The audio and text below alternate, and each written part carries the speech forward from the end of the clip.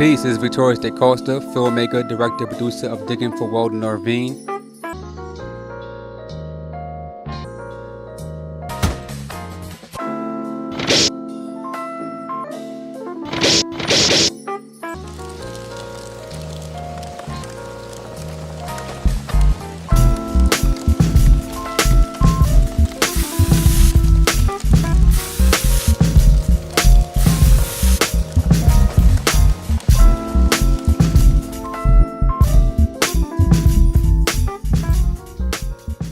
Peace. What's up, everybody?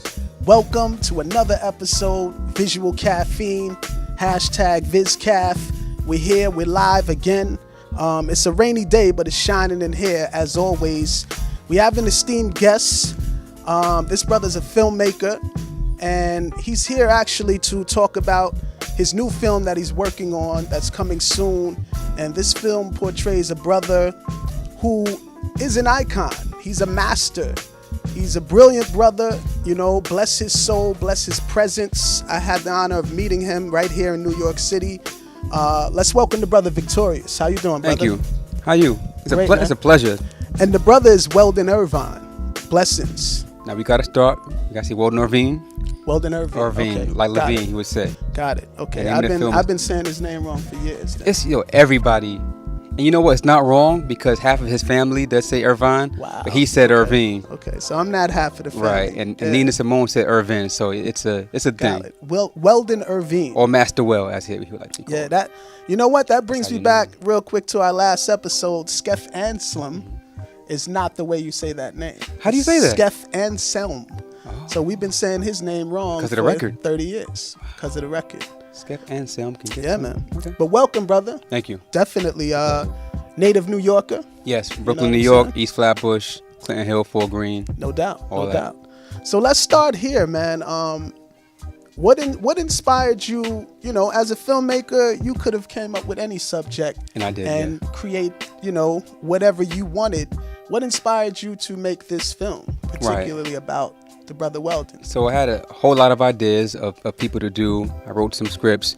So to kind of like work backwards, Weldon's story was the one I had most access to. Got it. That's because my EP, my executive producer, Joey Cavacino, was one of Weldon's students, or Nice. you call him his last disciple, right? So Nice. he was he is a musician, and he told me that I remind him of Weldon.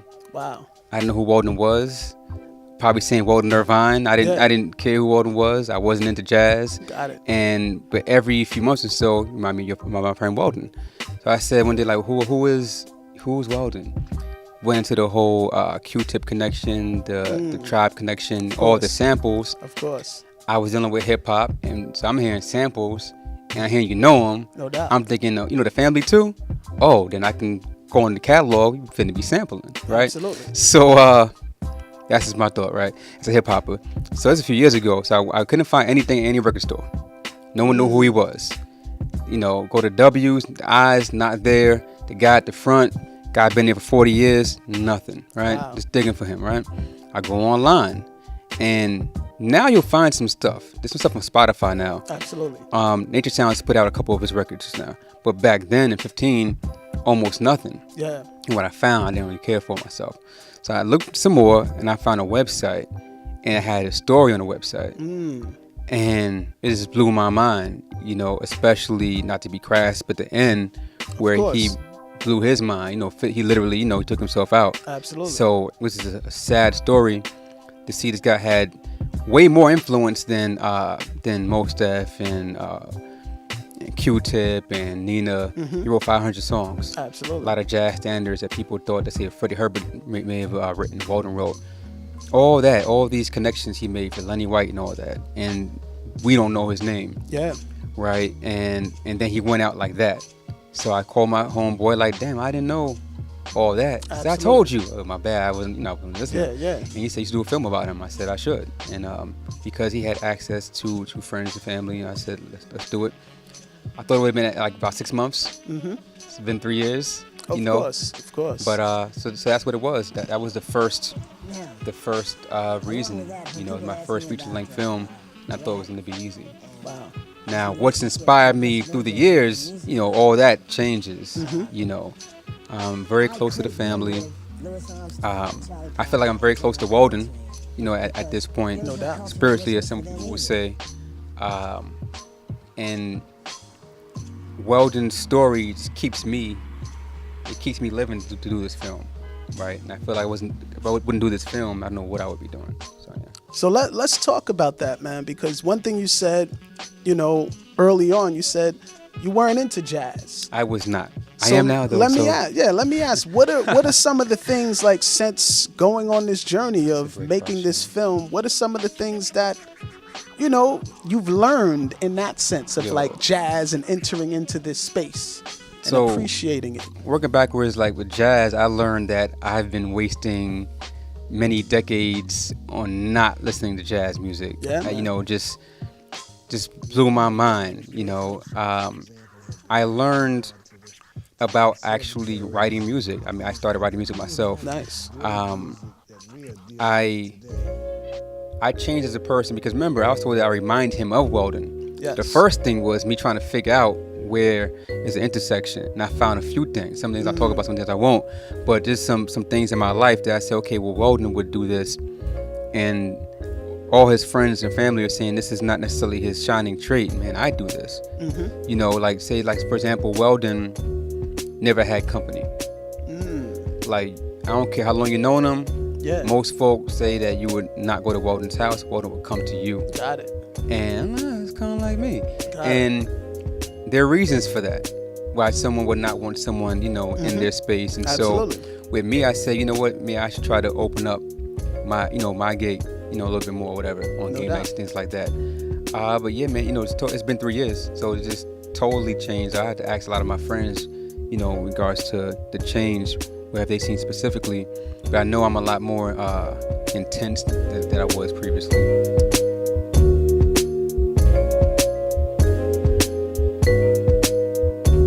No, when I think of the brother Weldon, like I mentioned earlier, I got to meet him a couple times, and I always remember him being very present in the scene, particularly the underground hip hop scene going on in New York.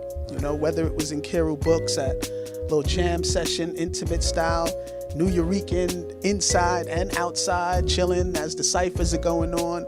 And although I wasn't very familiar with his music, I felt like same thing through learning about the Tribe connection, the Mos Def connection, and even learning later about the Nina Simone connection and how deep that was.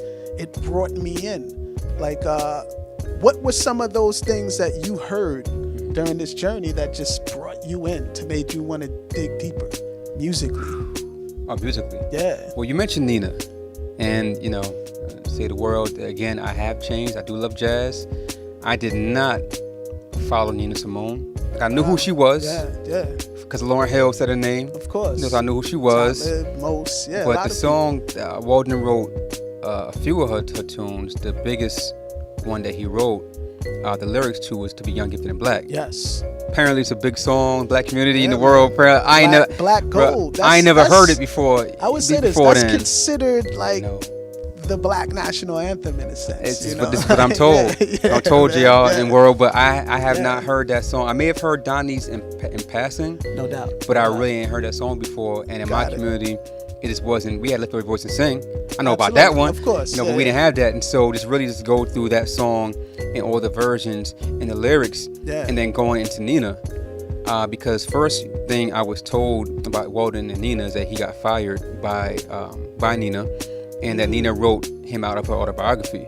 Wow. So there was at Jump Street with that, and hearing that Weldon was blackballed, I had this chip that his son had. People had this chip, and so I had to really force myself to get in to just listen to Nina and watch all the documentaries about Nina. No doubt. Looking out for Weldon to see if he's mentioned or whatever, And then I just started listening to everything that he arranged for her and orchestrated for her and produced for her between 68 and 70, and then again in 72. Yeah. Some good stuff. I mean, I've ventured to say that Nina that people talk about, those are Weldon years, as well. So, man, this Nina now, I totally understand Nina. And in jazz, like, I love Billy Cobham. I know who Billy Cobham was. Yeah, man. You know, but now it's like Spectrum. I got this. Yeah. We interviewed him a few months ago in Boston. Buffalo.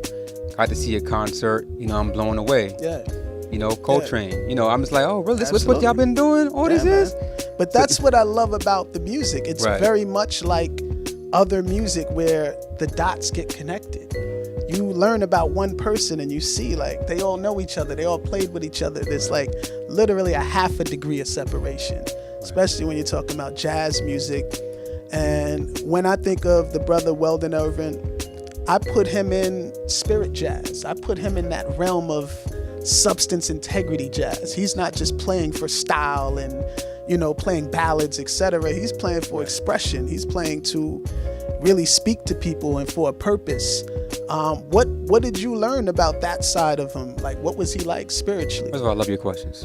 I want to say definitely spiritual jazz. He had an album called Spirit Man, obviously. Yeah. Before I go really into that, Weldon said that he created something called rock jazz. Rock jazz. You know, he said he created this back when he was in Virginia. Wow. Which, of course, we look at jazz rock fusion. And we look at some of the people that played in his band, like Lenny White, you know, played in his band. Steve Grossman played the Brecker Brothers. Yeah, a lot of folks that went on, Billy Cobham, that went on to become, say, the progenitors of jazz fusion. Absolutely. All come from Weldon Irvine School. That makes sense. Lenny White was 16 with Weldon, and he went to Miles. Wow. Right. So that's one thing. We'll get back there maybe a little bit later. Yeah, but that's part of the thesis, is that Weldon is one of the founding pillars of jazz fusion. Wow. But if you go to Wiki, you know, you'll see a line of maybe 75 artists of jazz fusion. No, before him, that would be great. Yeah. But he's not on there at all. Got it. Wow. Right, the race. So, Spirit. So Weldon cared more about getting the message across and showing his spirituality, showing his intelligence, talking about social things, and he cared about making money. And he cared about fame. Because, you know, he was on RCA for a few years. He could have went a certain direction. I've heard records that he did for other people and records that's unreleased. You know, it's unreleased that he did for himself that just, he could have done anything he wanted to do. No doubt. But he really, like his title, his album Liberated Brother, you know, he really wanted to talk about freedom, you know, with black people. And remember, Weldon grew up on Hampton University campus, so that within itself, so he was born on the campus. His grandfather, who was raised by, was Dean of Men.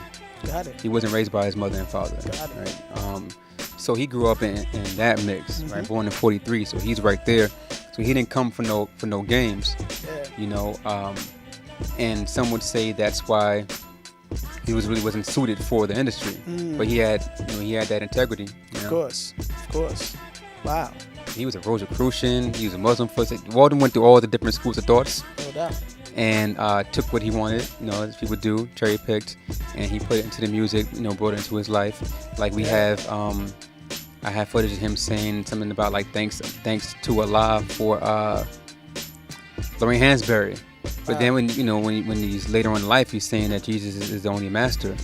So when we have him being called Master Well, no doubt, as a lot of hip hop generation know him as Master Well, totally. Two reasons. One, grew up on that campus, very big house.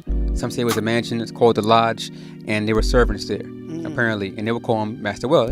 Oh, Master Well, right? That's where it came from. As he got older, he spelled Master Well lowercase m and a capital A. Got it. Right. Wow. Just so you know that the person wasn't just spelling it all lowercase. He made sure the A was as a capital, but lowercase m, because he felt that Jesus was only master. Wow. And so he was kind of submitting to Jesus, you know, in that sense.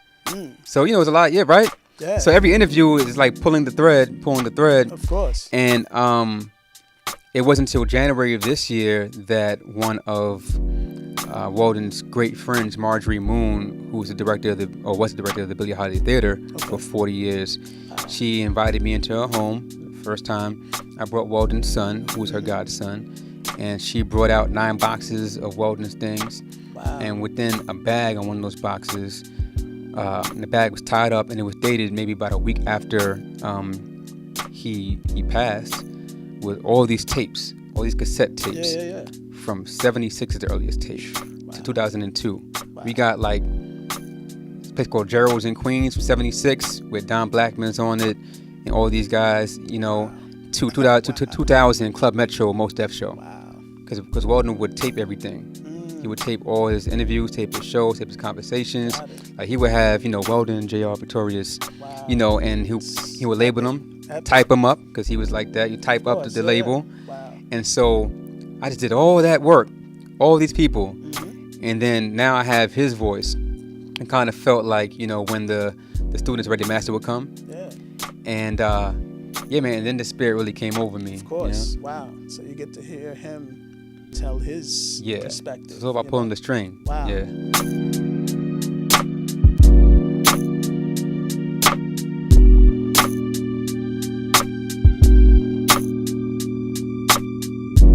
Another question is, what did it feel like the first time? This is a touchy subject. This is very sensitive. This is something that any family would want you to handle with care. Like, what was it like the first time meeting the family as the guy who's making a film about your beloved? What was that like? The first person, oh boy, I reached out to his son first. I'm pretty sure. Couldn't get him. Yeah. But reached out to his son first, and then I found his sister, Linda. Nice. Sister Linda, and she was mad cool about it. She's mad cool. Had me meet her older sister. We met, and I got thoroughly vetted. And she was here in New York, or where's she at? She came in from another state. Okay, wow. And, I was definitely vetted. Who are you? Someone tried this before some years ago. What do you plan to do and all that? And then I got with the son, and he was, I think aloof might be the word. He didn't really know too much about his father. He hadn't really Googled his father.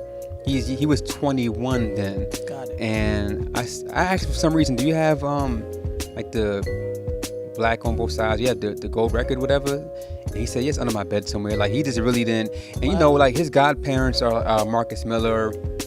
I believe Q-Tip might be a godparent. Got it. But you look at it for us, it's like, word. Yeah. For him, he's born in regular, 90 something. So it's kind of like me telling you, no disrespect, you that's get it. Uncle, that's such and such. Yeah, that's so and so. Like, I wasn't even born when he was not even, Of course. So him, it was easier. I mentioned Marjorie Moon. She was pretty tough. She didn't talk to me for about a year. Everyone tried to get at her sister, but she just said no. And I had to sit down with her. I had to ask her for a sit down. She granted it to me. She gave me her blessing. And after that, there were some fake gatekeepers. Oh yeah, fake. It's hip hop.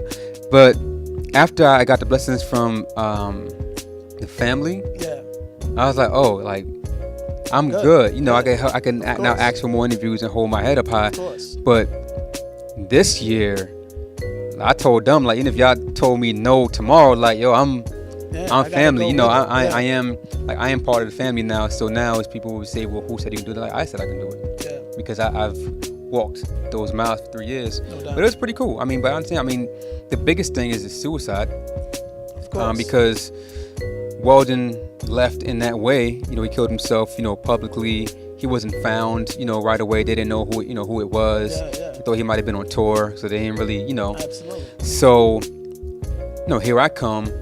Hey, rip, with the Band-Aid off, with the wound open. Yeah, and a lot of folks did need, time. Absolutely. Some folks did decline. I ain't mad at that. One person, a great jazz guy that even I knew about, he said they used to go gambling together at the racetrack. I can't say his name now at all. Yeah. But he said, I don't think I can sit still for that interview, and not cry. He said, I saw him in the casket, blah, blah. I had to respect it. Wow. But as a filmmaker, I did do my little press, hey, here's the trailer, you let me know. But so, it's tough, and, you have to respect it. A lot of people were very affected. They hadn't listened to Weldon's music for a while, since then. Yeah. So, kid gloves. What year did that happen again? Yeah, April 9th, 2002. Wow. April 9th, 2002. So now you got the wild face on, now I got everybody in the zone. My mother died this April 9th. Wow. So it's kind of like this year. Yeah. Wow. So thank you. But as I'm preparing my Instagram Weldon died today posts and sending things out on Indiegogo, you know, on my mailing list, my mother dies. Like, you know, that same day. It's like, you know what I'm saying? Like, the symbiosis. Absolutely. You know, unfortunately. So that within itself, as you know, being an artist, you always have this balance of family and the art.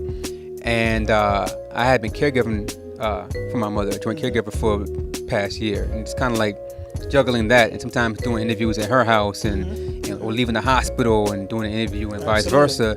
So for her to die on that day kind of just like totally just messed me up, you know, for a couple of days. But the show must go on, of course. You know? So. But in a way, I don't know, you saying that it has to be some sort of spiritual connection too. It's a lot. It's a whole lot. That's wow. I need to be done.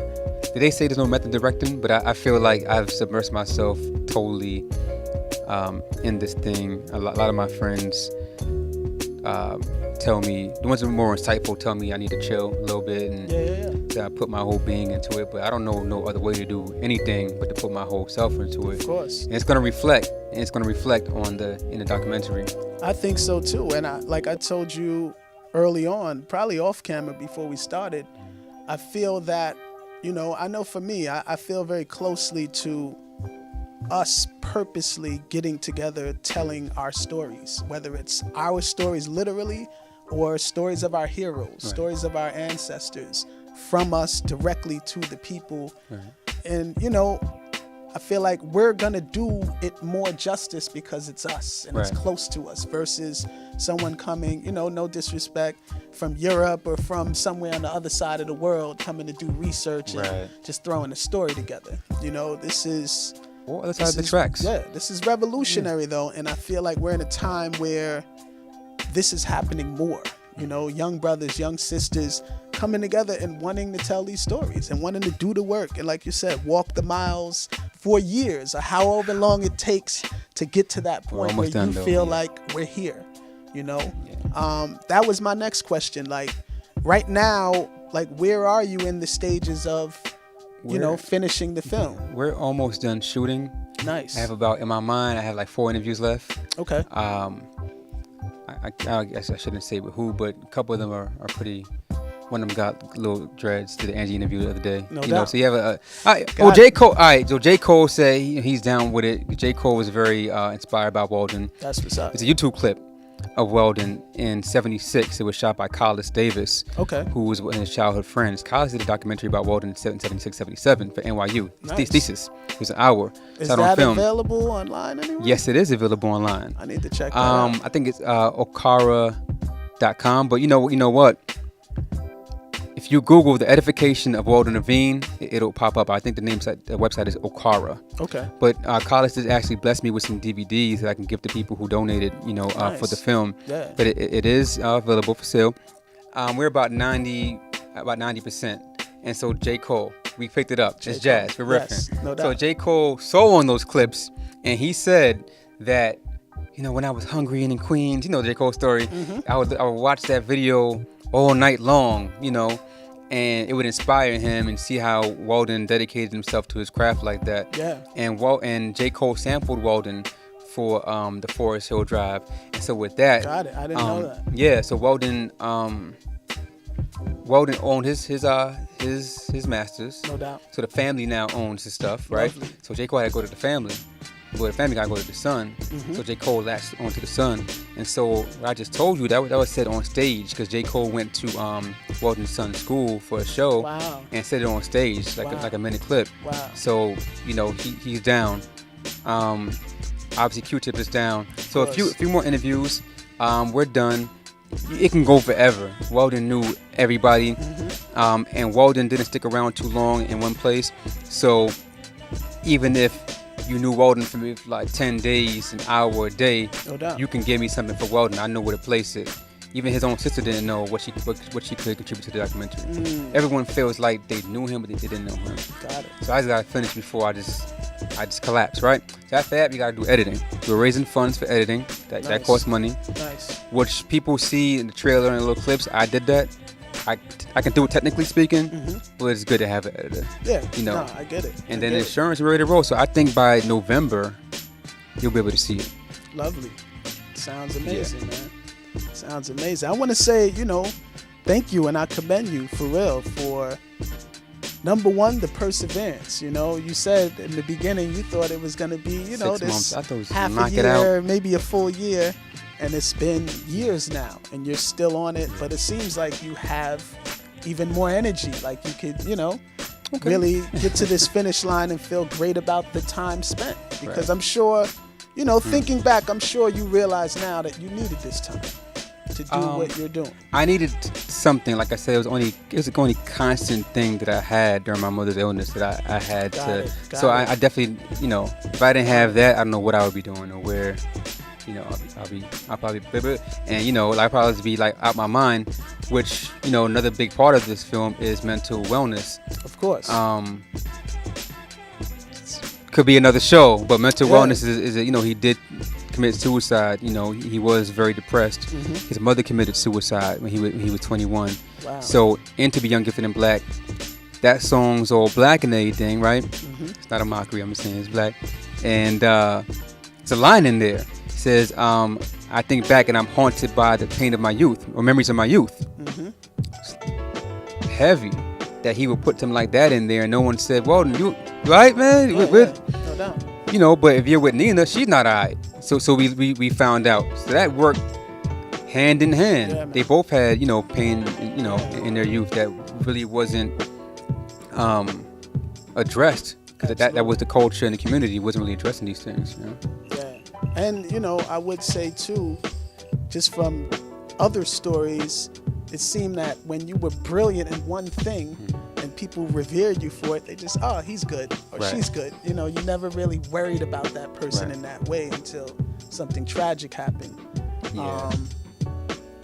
He would say he was good, too. Weldon would say, I'm good. I'm good. As we a lot of us do. Of course. And then Weldon will philosophize, and he'll intellectualize, and he'll make you believe that he's good. And one of the frames we have from the documentary Edification of Weldon Irvine, we have Weldon tells his friends how he had to practice the I'm good face. It looks like I'm calm. Wow. And he's teaching 3 other black men this. This is what I had to do, and eventually it became my face. Wow. So he was, you know, teaching other brothers who taught their children, I imagine, hey, just keep it calm, whatever. So, and you're crying on the inside. Right, yeah. and he definitely was. People say that he didn't cry, but you know. Yeah. Wow.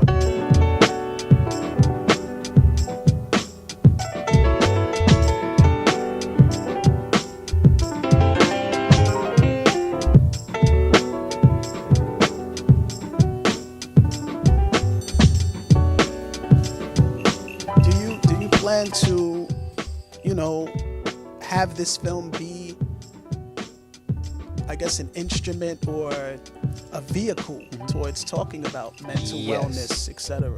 Yes, a lot of my interviews, it ends up being the thing, and this being National Mental Health Awareness Month. I just did something with Sway a couple weeks ago, and it was about mental wellness, you know, totally. Wow. Definitely. I mean, it's not going to be like a soapbox about it, No doubt. Again, his mother committed suicide when Weldon was 21. So we're going there. She was institutionalized, you know, here and there.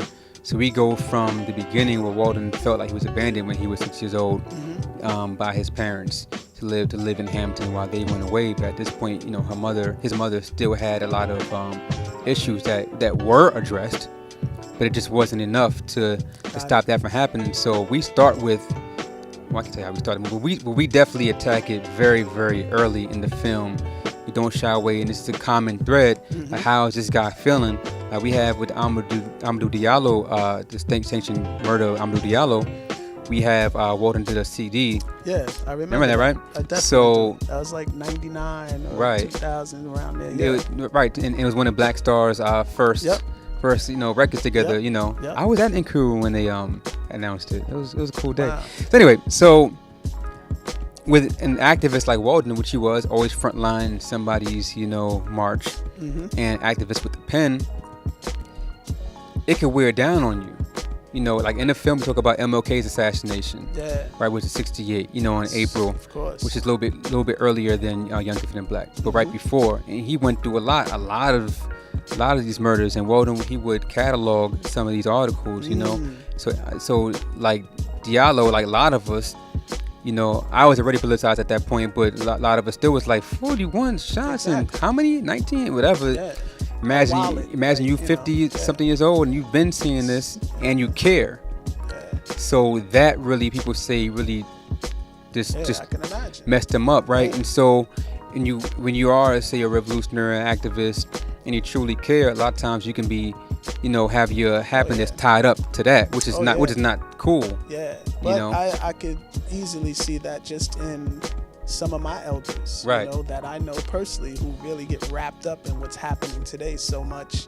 It literally stresses them out. Baba, you cool? Know? Like, you know, you gotta find a little bit. Man. And when I was a little bit younger, like 35, you know, I would I had a great girlfriend, and she would talk about happiness, and I would act like it was like a personal disrespect, or just a total apolitical question. Because how could I be happy when this and that and this and that and whatever, right? So it's a sickness. So with Weldon, if he didn't have an outlet, you know, for his art, because remember, he hadn't had a record deal in 30 whatever years.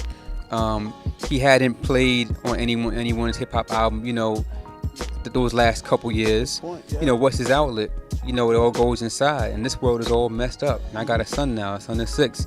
I don't have no money, you know, and this thing swirls around. So we definitely deal with like the emotions of an activist as well in there. There's a lot to pack in there, but we're doing pretty good. Doing pretty good. Yeah. No, I definitely look forward to it. They gonna cry. They crying to y'all. They gonna cry. I'm looking forward to it. Yeah, I'm looking forward to it because these stories are important. These stories are our ancestral roots, you know, and I feel like just you know, I've learned that, you know, we're talking about the father of jazz fusion. Or at least one of. We say one of right now. On records, I'm saying one of. I'm not saying, but one of. You know. I think Tony Williams was they say is the first, but we're gonna put. But Weldon. Still, to even be a part of pioneering that space is huge, and that's a story that I feel like is connected to being one of the fathers of hip hop. And look, my philosophy, Weldon Irvine sample. A world tour, you know, arguably the biggest, right? Yeah. Umi Says, arguably most Yasin Bey's biggest song. That's Weldon, you know, and Will I Am playing on there throughout the Black Star album. So he was there. Yeah, man. Now you go to Marcus Miller, one of Weldon's students. Weldon Irvine found Marcus Miller at LaGuardia High School because he went to a talent show. Yeah. And he brought them all to his band in '77. Brought to all his band to play the Billie Holiday Theater, Young, Gifted, and Broke. So you had Terry Burris, you had Marcus Miller, you had Don Blackman. All these guys are teenagers playing in this band. That's foresight. Wow. And he paid them too. It wasn't like he's trying to be cheap. Wow. Marcus Miller goes where? Yeah, you know what a Luther? Yeah, man. Now, if you ain't talking about Luther's bass lines, I don't know what you're talking about. Yeah. Right? And then we go to New Jack Swing if you want to. To this day. Was Marcus Miller, was he in Change or he went after Change? That I don't know. You stumped me. I am stumped. I'm gonna find that out, and I'll let you know. Those bass lines, I'm thinking about those Change. I don't think so, but possibly. Yeah. Good question. Definite. But they're everywhere. Yeah, man. Get Fresh Crew, like, I mean, it's everywhere. Yeah. You can go. So it's a family tree of Weldon Irvine. Absolutely. Man. You can go from Don to Don Blackman. You go to Marcus Miller route. You go to Lenny White with Return to Forever. Wow. Billy Cobham with My Whole Official Orchestra. And that's the fact. Lenny White was with Weldon before Miles. Yeah. Wow. Now you getting it. Yeah. In the '60s, and then Marcus went double back and went with Miles. Yeah. The thing with fusion is that a Weldon Irvine record, like a Weldon Irvine show, was all types of music, right? You wouldn't just have funk or jazz or R&B or gospel or pop. Weldon's show is gonna have everything. His records would have everything, and it's not like now or then where you have one vein, one genre. Yeah. So now if you're Lenny White, if you're anyone, you're Steve Grossman, you're Billy Cobham, you're Randy Brecker, you're anybody, and you're playing in Weldon's band, Weldon believed, we're back to social activism now, that as a black musician, you can't just be knowing play jazz or knowing R&B. You gotta know everything. Right? You want to work, right? You want to work? Okay, cool. Know all of this. And that's how it is on my show. We're going to go here. We're going to go there. Don Blackman did stand-up comedy all of his shows, right? Wow. So now we have, I'm going to Miles. Right, I'm going to Les now. I'm going to Les. But you go to Miles, and Miles want to do something, right? Yep. And you got this guy, right, who is used to playing everything. infusing every. I mean, Got it. I'm not doing that, but fusing everything together. No doubt. It's kind of like it was because of Weldon that he was able to, and he'll say it, able to do that. No doubt. So we can't really get into, because hey, when Miles, ideas, Miles showed us he literally went from bebop to hip hop, from Charlie Parker to Easy Mo B, and if that ain't fused, I don't know what is. He's like, And Miles, of course, had the genius and the talent and the foresight. Totally. And Miles would sit there in different shows and be like, I want so and so. Like he wanted Don Elias out of Nina Simone's band, so he knew how to pick the best. And he always had a different band for the time, for the sound he was doing at that time. So it's like, if you wanted the 64 miles and it was 72, he go listen to the record. Right. You know what I'm saying? So that my own album. That was brilliant. That was brilliant. Let's tell people where they could find info about the film. I'm gonna spell it because it's a hard name. It's WeldonIrvineFilm.com. That's WeldonIrvine film.com. No doubt. Don't worry, we're gonna put it right there so they'll see it. Right, and Instagram is always good, man. Weldon Irvine Film on Instagram, Twitter, Weldon Irvine Doc, and Facebook, which I love. It's Weldon Irvine on Facebook. No doubt. And we are raising funds. So go to WeldonIrvineFilm.com. You get click support and give us a little $5, $500. Absolutely. $10. $17,000, whatever you want. You know what I'm saying? 15 million in quarters. Right. It's all good. But no, brother. Yeah, thank you. Victorious. I did good. It was good. Yo. All right, thank you. Epic.